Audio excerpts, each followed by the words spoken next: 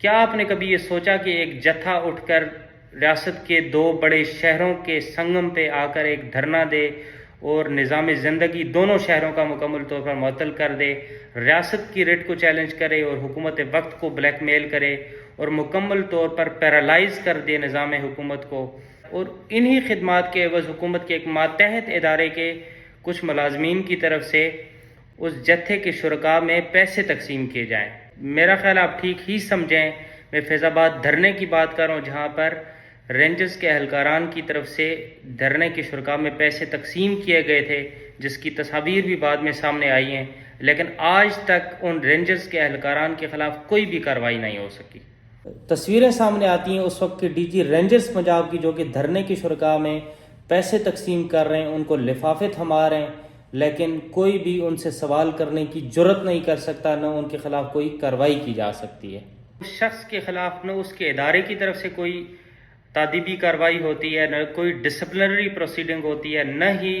حکومت وقت کی طرف سے اس کے خلاف کوئی پروسیڈنگ انیشیٹ کی جا سکتی ہے۔ وجہ اس کی بنیادی طور پر یہ ہے کہ اس شخص کا تعلق جس ادارے کے ساتھ ہے وہ ادارہ ڈیپ سٹیٹ کہلاتا ہے، ریاست کے اندر ریاست کہلاتا ہے،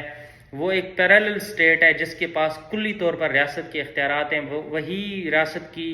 اسٹیبلشمنٹ ہے جس کے پاس پاور مکمل طور پر سینٹرلائزڈ ہو چکی ہوئی ہے، اور تمام کی تمام ریاست کی جو طاقت ہے وہیں سے ایمنیٹ ہوتی ہے، وہیں سے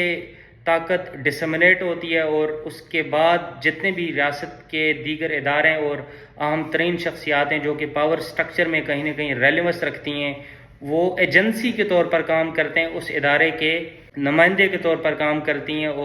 اور ان کا جو سٹیٹس کو ہے اس کو مینٹین کرنے کے لیے اور اس کو امپوز کرنے کے لیے ایک طرح سے ہرکاروں کے طور پر باقی تمام ادارے کام کرتے ہیں۔ اسی وجہ سے پھر آپ نے دیکھا کہ فیض آباد دھرنا کیس جب سپریم کورٹ آف پاکستان سے جسٹس قاضی فائز عیسیٰ نے ڈیسائیڈ کیا، فیصلے میں تفصیلی طور پر پاکستان کی ملٹری اسٹیبلشمنٹ کے انکانسٹیٹیوشنل رول کو، پولیٹیکل انجینئرنگ اور پولیٹیکل مینورنگ کو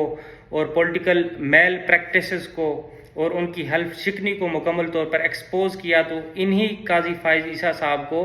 حکومت وقت کے ذریعے سپریم جوڈیشل کاؤنسل میں ایک ریفرنس فائل کر کے ان کو سائیڈ لائن کرنے کی کوشش کی گئی اور ان کو عدلیہ سے اٹھا کر باہر پھینکنے کی حد الوسع کوشش کی گئی، لیکن کچھ بھی اس شخص کے خلاف ثابت نہیں ہو سکا۔ المیہ یہ ہے کہ فیض آباد دھرنا کیس کے فیصلے پر آج بھی عمل درآمد نہیں ہو سکا، اور ذمہ داران کا تعین نہیں کیا جا سکا کہ کون اس دھرنے کے پیچھے تھا، اور اس دھرنے کے نتیجے میں حکومت کو کمزور کرنے کی سازش بنیادی طور پر کون کر رہا تھا، اس کے محرکات کیا تھے۔ اور یہ بھی آپ بہت اچھے سے سمجھتے ہیں کہ حکومت وقت کو کمزور کرنے کا بنیادی طور پر فائدہ کس قوت کو ہو سکتا ہے، اور کون قوت یہ چاہتی ہے کہ حکومت کسی طرح سے بھی مضبوط نہ ہو اور حکومت مکمل طور پر پیرالائزڈ ہو اور طاقت زیادہ سے زیادہ اس ادارے کے پاس رہے، اور وہ ادارہ بدمست ہاتھی کی طرح تمام اداروں کو رونتا پھرے اور اپنی مرضی سے طاقت کا استعمال کرے، جو چاہے کرتا پھرے، اور اس ادارے کے جو معاشی مفادات ہیں ان کا تحفظ کیا جا سکے، جو انڈسٹریل کمپلیکس ہے وہ زیادہ سے زیادہ فلورش کرے،